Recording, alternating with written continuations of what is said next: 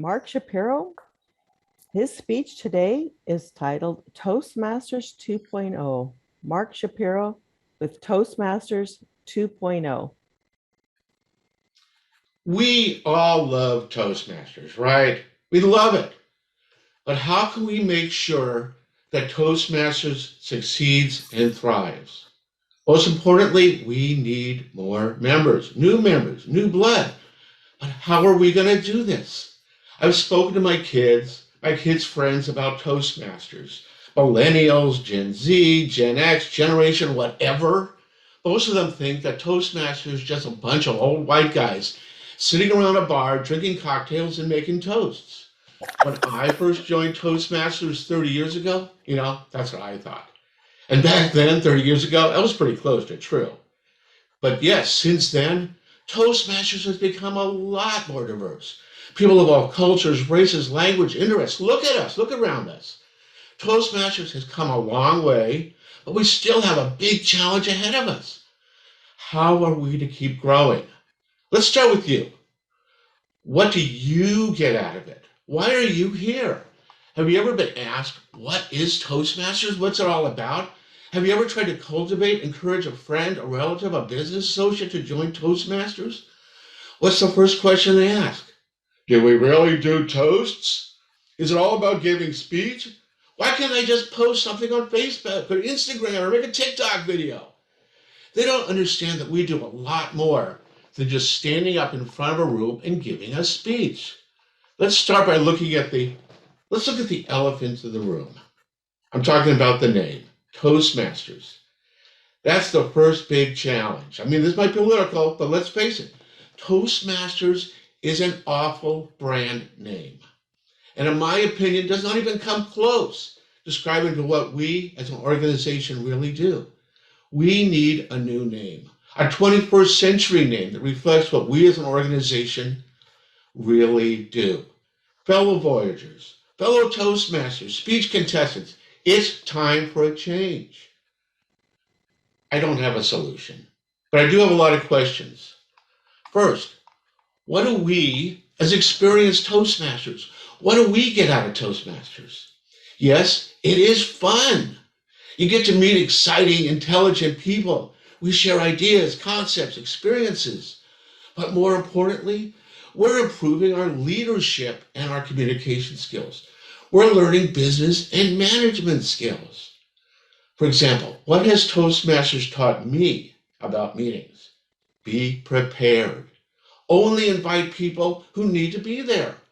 Always have an agenda and end on time. Always end with action items. Have the meeting participants confirm their action items or follow up with a memo so that everybody knows what is next, what is expected from them. I learned this in Toastmasters. Whether we're doing in-person meetings or online, on Zoom, these meeting skills are critical. Toastmasters is also good for business and personal connections, getting work, finding a life partner, or even a hot date. I'm sure we know people who have met the love of their life, or at least they thought was the love of their life, on Toast. Feel free here to nod or raise your hand if that's you. Personally, I have hired fellow Toastmasters for freelance gigs to work for me. I've been hired by other Toastmasters to work for them. How many have used fellow members to help buy a car, to buy, sell their house? Toastmasters is a great business networking tool. But how often is that mentioned? How come we don't have a networking or sales pathway? Yes, there is a networking speech buried within the strategic relationships pathway, but there's not much else. So how do we change and make Toastmasters more relevant, more successful?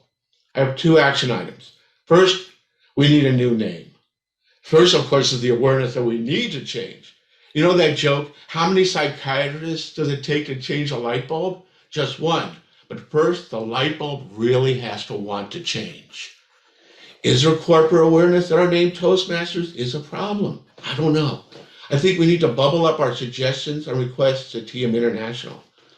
Number 2, how do we get more younger members involved? Why is it so hard to bring in more young people? especially those who, as a result of smartphones and digital screens, have new and different ways of communicating. We need to reach out to them. And to that end, I have an opportunity for you.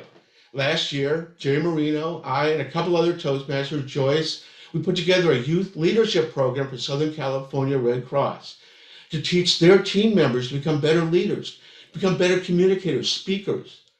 Earlier this year, San Diego Toastmasters did the program again for the second time with excellent results. Yesterday, I got an email from the Southern California Red Cross.